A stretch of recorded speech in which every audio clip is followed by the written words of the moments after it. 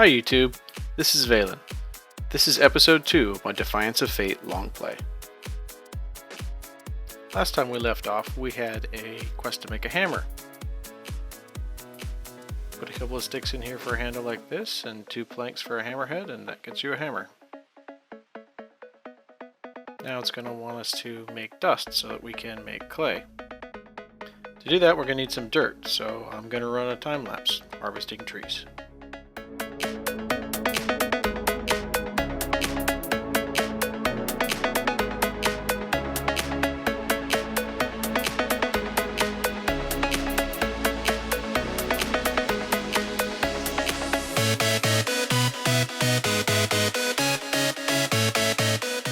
So at this point you might notice that my haunches are pretty low and I have slowness and mining fatigue. That is something that happens every time you're below 3 haunches, and it will continue until you actually get to half a haunch and can't break a block or anything. Now that I've got enough of these little stones, I can make a single piece of cobble. And then put that down and smash it with the hammer, and we'll get some gravel.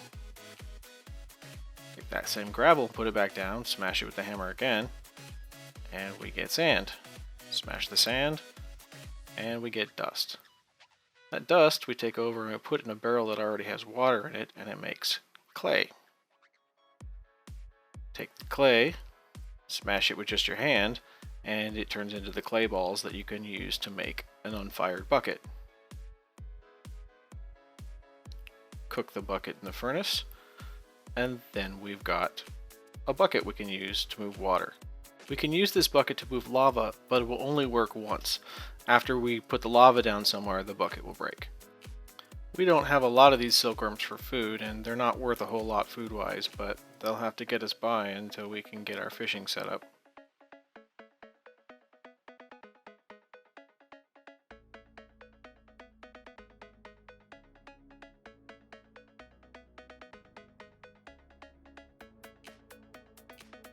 Now that we've got a bucket, we can get some water in it here and get a pool set up to go fishing in.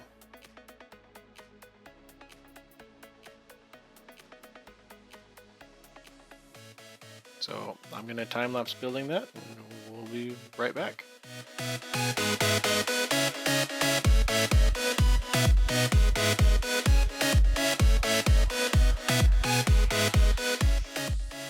Alright, so I've built a little area here and I've filled it with water. Interesting thing to note is that there is no infinite water in this particular pack. So now I'm going to make a fishing pole.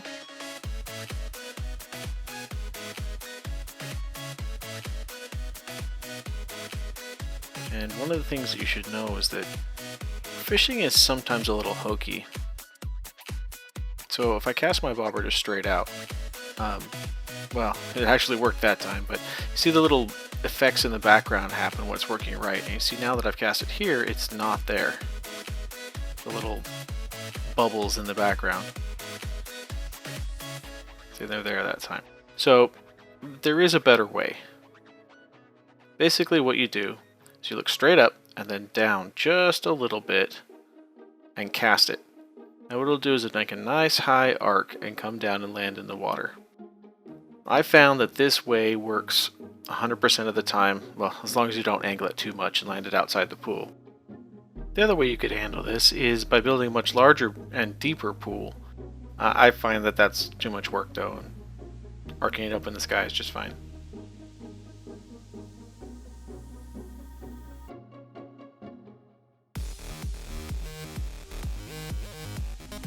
So our first fish is a walleye.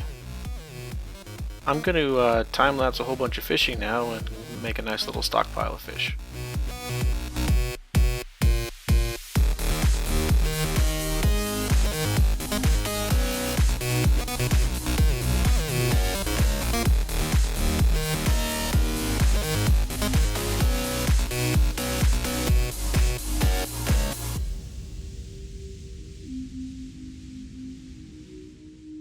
Okay, so I've fished until my food got really low here. And as you can see, I got quite a few different things.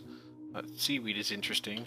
It has a lot of uses, but this is probably what we'll keep it for.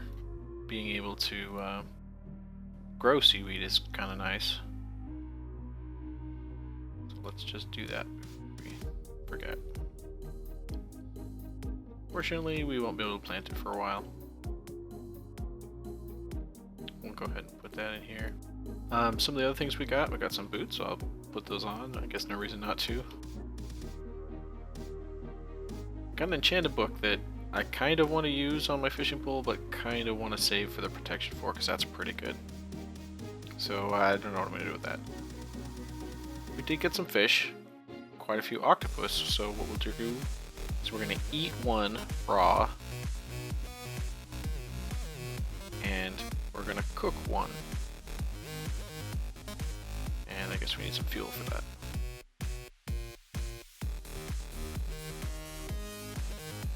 We're also going to cook one of these.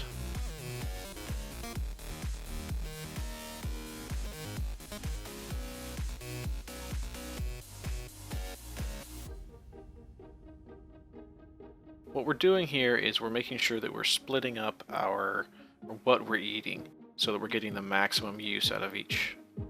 We're also going to cook a perch. Oh, you know what? I think these cook into the same fish, so I think we won't cook that. Let's see here. So let's eat our cooked fish. See, our cooked fish gives us more than half of a haunch, which is good. Most of the fish that we're going to eat give just half a haunch. The raw fish is by far the most common, so we'll probably end up eating it. Now you'll notice that it says eaten once out of the last 12 foods. Right? So that's the diminishing returns. So we only get 90% of it. And it will actually go all the way down to 0. I think after like 8, it's basically not worth eating it. But one of the nice things about fishing is that there's quite a wide variety of fish. So the only one we can't eat is this one. Well, I suppose we could, but it gives us hunger and also poisons us, so we're not going to eat that.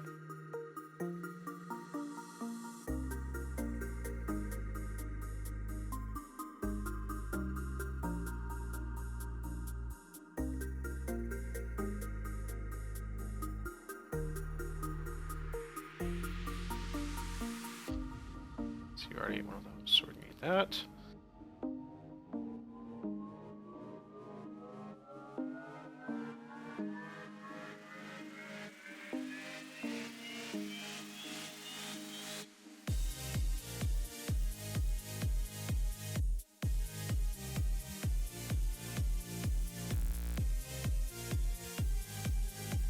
So that got us pretty close to full. We're going to go ahead and stop there. And I'm going to go back to fishing some more. Especially now that it's raining, you have a better chance of catching fish.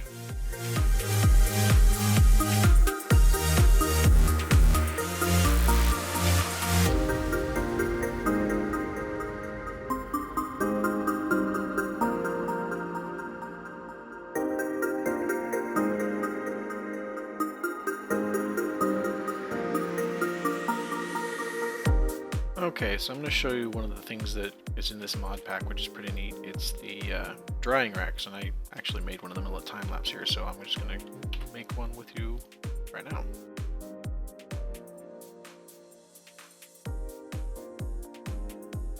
So to make it, you need slabs.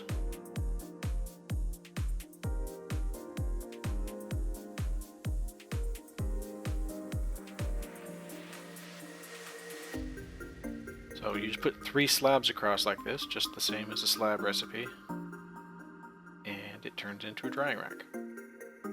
Pretty simple. Catch is, well, I'm not sure if we can put them on the side of this. Oh, we can. Perfect.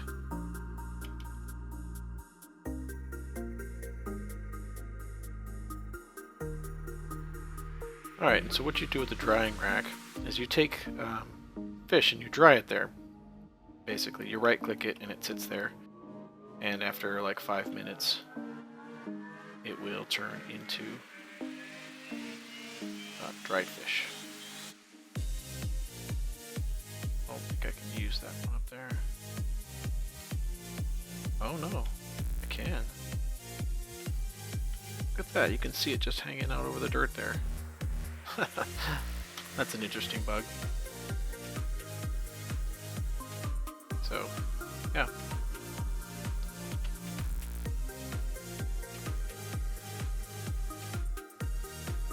Oh, also I had to stop because my fishing pole was about to break. So I'm going to make a new fishing pole and get back to some more fishing.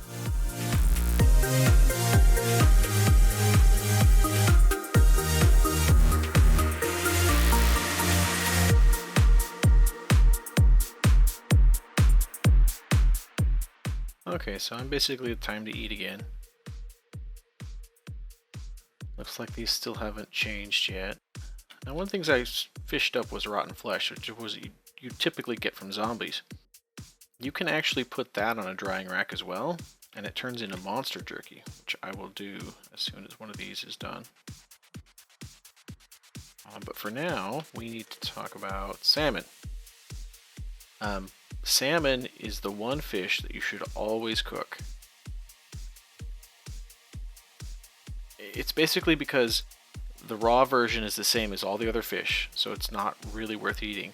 But the cooked version is a hearty light meal instead of being a morsel. It gives you a lot more in both saturation and your haunches here, so it's really worth cooking it. I recommend eating it just once and then eating other fish until it comes back around again, just because it is kind of rare. I mean, you see, I've been fishing for a long time and I have all of 4 of them. So now we'll probably cook some of these other fish here. Anything we have more than one of, we'll cook some of, basically. Almost all of these fish turn into this same cooked fish, so we don't want to do too many, I guess. Having the diversity is really more important than anything else.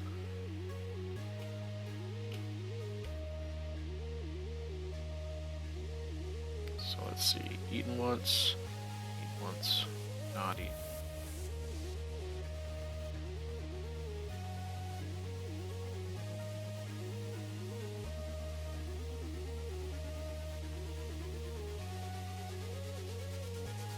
Alright, so see the salmon there? It's a haunch and a half, and also 3/4 of a haunch of saturation.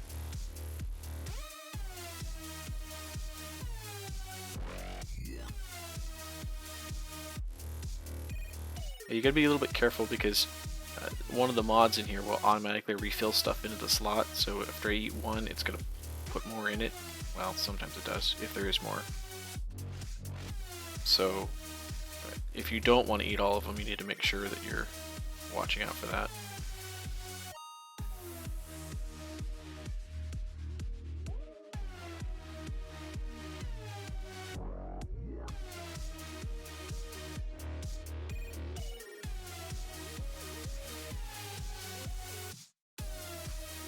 This food thing will get a lot easier later. Once we can get a stable amount of any 3 different foods, you basically just eat them until you've eaten 12 of them, and then go on to the next food. It's the simple version of it.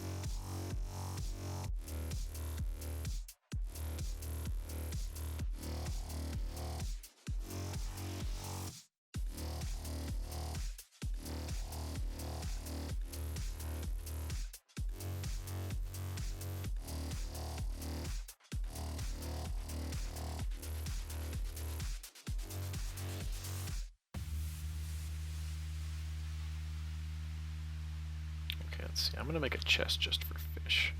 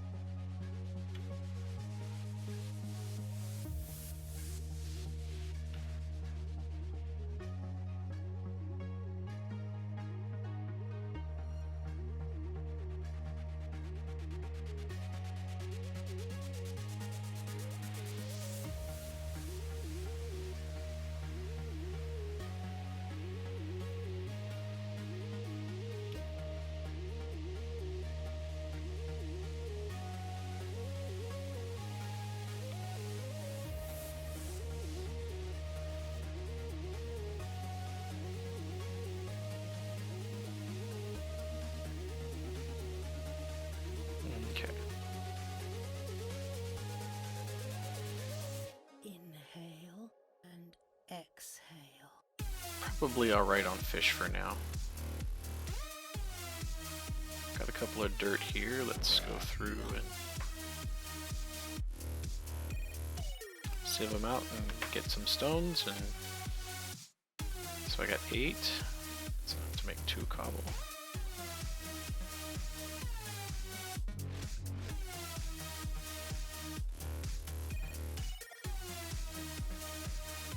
At this point, I'm actually going to hold off on the clay here. I'm just going to keep smashing this. Oh, well, I got it on my first try. I didn't smash that with a hammer, I smashed it with just another piece of gravel so that I could get a piece of flint. What I want the flint for is making an axe. Grab a stick here so I can make an axe handle.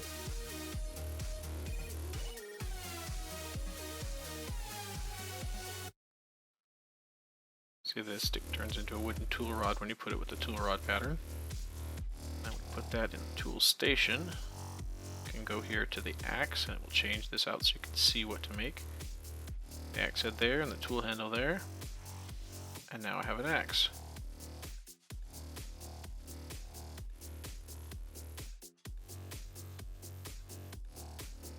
Much better. So now that I have this, I'm going to time-lapse some more trees.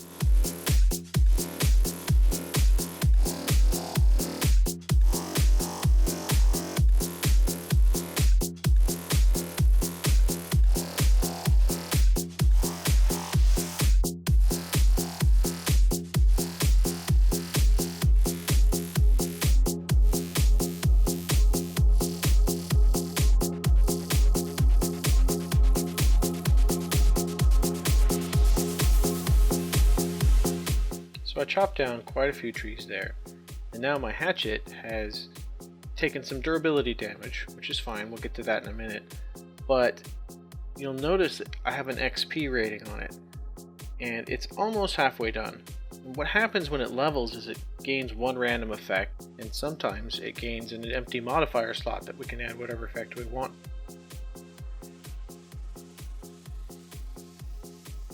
So it looks like we made the axe too quickly. For some reason it doesn't always detect the items on the way through, so we're gonna have to make a couple more parts for the axe.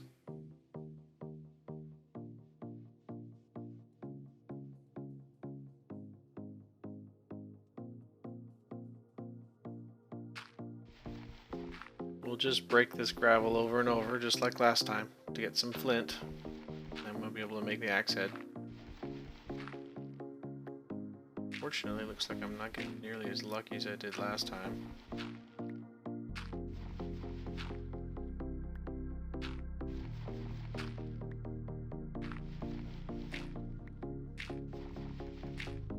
There we go. Alright, so we'll turn that into an axe head. And there we go. Again, we have to put it together, which not too terribly difficult. It's kind of annoying that it doesn't already detect the axe that we have.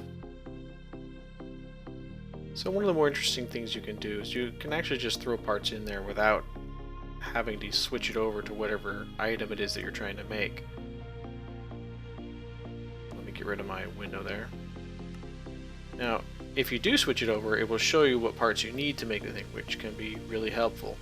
But for the simple 2-part items, it's really pretty easy just to throw them in there. The shovel's the same way.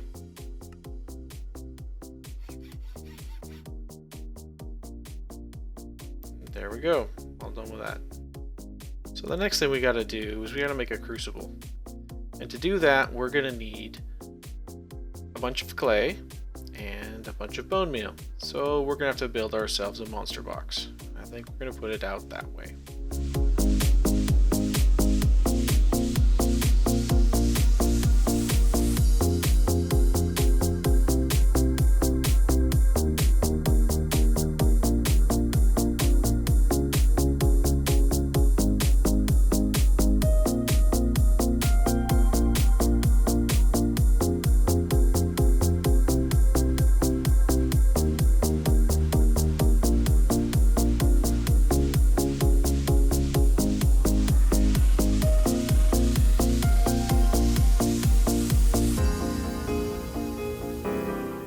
So I've pushed F7 to turn on spawn markers. It's really helpful for determining exactly where things can spawn. Also, you may have noticed in the time lapse I had a little problem with torches, and I don't actually have quite enough. So, the yellow X's mean that mobs can spawn there, but only at night. Later, we'll see some red X's that will tell us that monsters can spawn at any time of day or night. Fortunately, nothing can spawn within 24 blocks of you, so even though there are a whole bunch of valid spawn spaces here and it is nighttime, they aren't going to spawn while I'm here. Since we need Endermen to spawn, it's important that there are 3 blocks high on the inside of the box. And to make it so it's always dark in there, not only do we have to slab the roof so that nothing spawns, but we also have to put these solid blocks in here.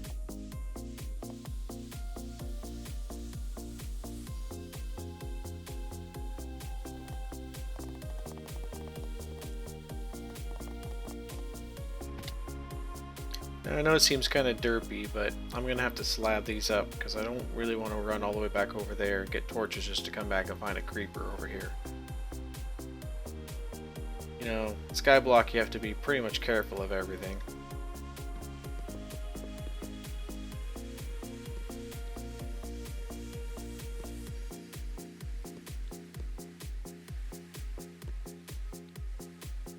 So I'm going to close this up here, and you'll notice the X's inside turn red. That is exactly what we want. We want them to always be able to spawn inside the box, but nowhere outside. So now I'm going to have to fix the lighting out here, and we'll get some spawns going.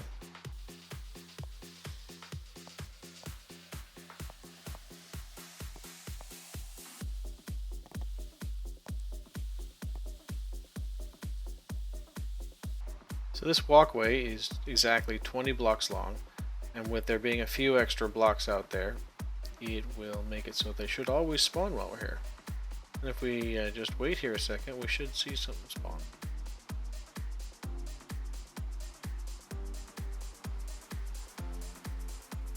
Guess while we're waiting here, I'll make some torches and take care of that lighting the proper way.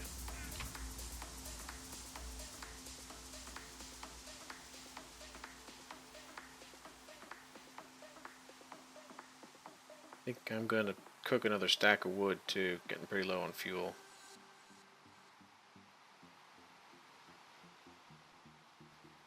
Looks like our monster jerky's done.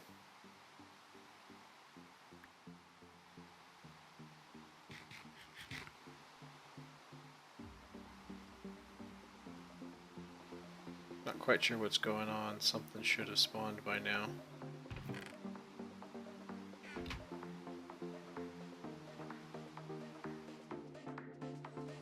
So I think I figured out what's going on. My camera account is a person.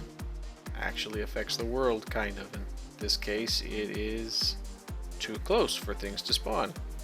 So I'm just going to back that up over here, and hopefully we'll get something to spawn.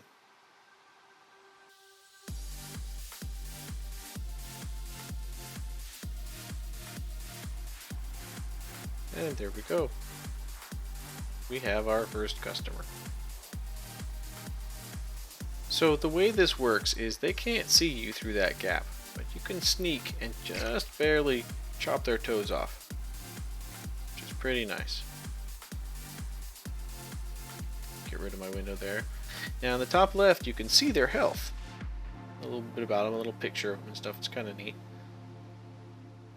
Can be kind of useful when you're dealing with mobs that have different hit point levels or whatnot. So the issue with the mob box is this. It becomes a little bit difficult to get the loot out of it. Now there's some advanced ways with vacuum hoppers and whatnot that we'll eventually be able to do, but for right now, we can't really get in there.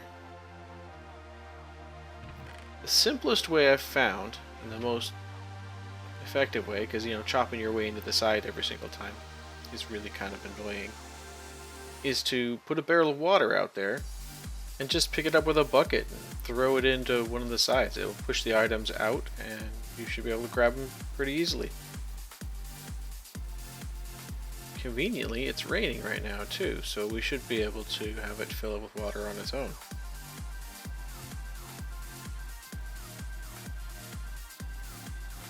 So there's a gap here, and you'll notice the slabs are kind of right in your way.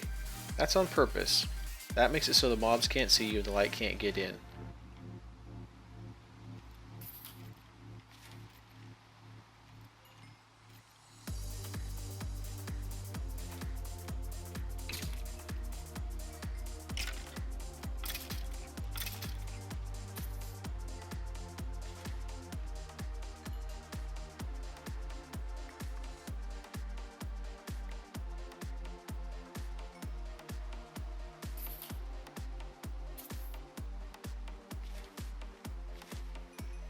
Sometimes they're kind of hard to hit in the middle there. You can always hit them from one place or another. For now, I'm just going to chop my way in here because the barrel's not full of water yet.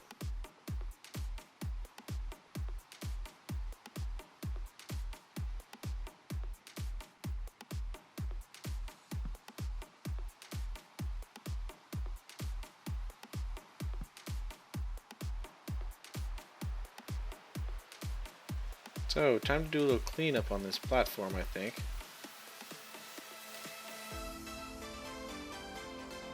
It's functional, but doesn't look very nice. So I think we're going to put fence around the entire outside of it.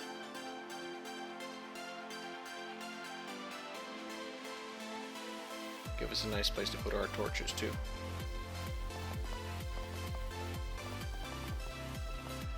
Oh, hey, look at that. Our hatchet has leveled, and it gained the free effect of +1 haste, which is the same as what you get when you add redstone.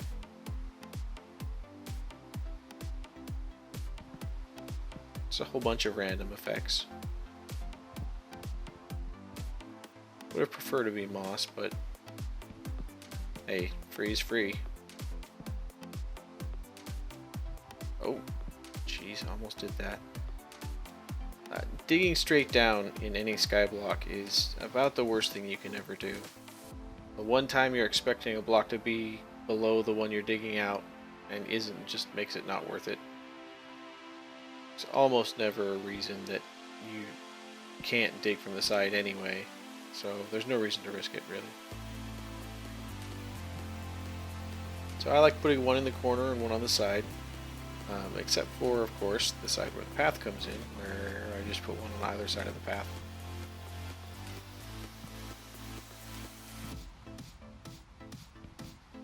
Oh man, I'm going to be one short.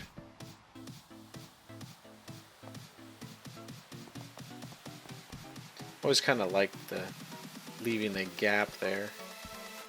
Can't actually fall between the fence and the slabs, but sort of gives the illusion of it.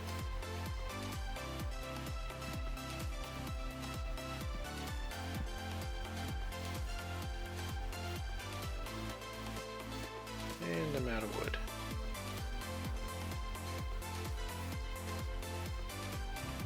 And there's none there either. So it's looking like a tree time-lapse time.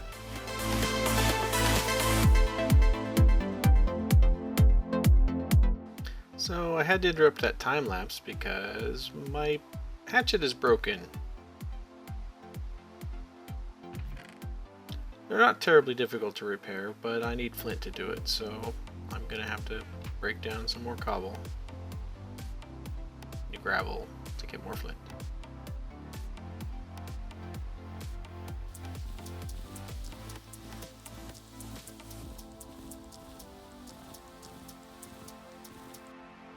Okay, now that we have a piece of flint, to fix your tools, you basically just throw it in there with whatever material it's made out of. You'll note it doesn't actually heal it all the way full, but that's okay. It gets us most of the way there. During this last time lapse here, I left the sound in. I'm not sure if it's just annoying or if it's something I should always leave in. Let me know what you think.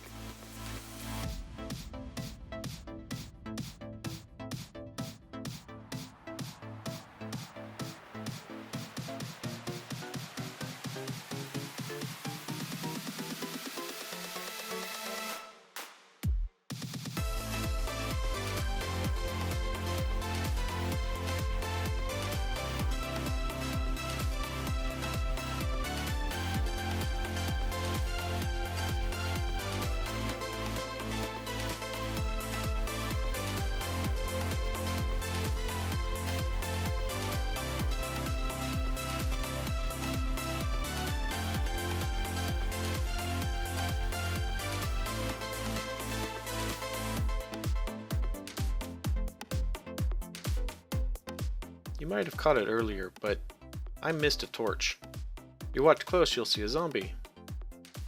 He got really close to me before I noticed he was there. Just to prevent that, I put in a fence gate there with a pressure plate on one side of it. So I can walk out easily, but they can't walk in. Next episode, we're going to make a cobblestone generator and a crucible. I'm Valen. Thanks for watching. Ta-ta for now.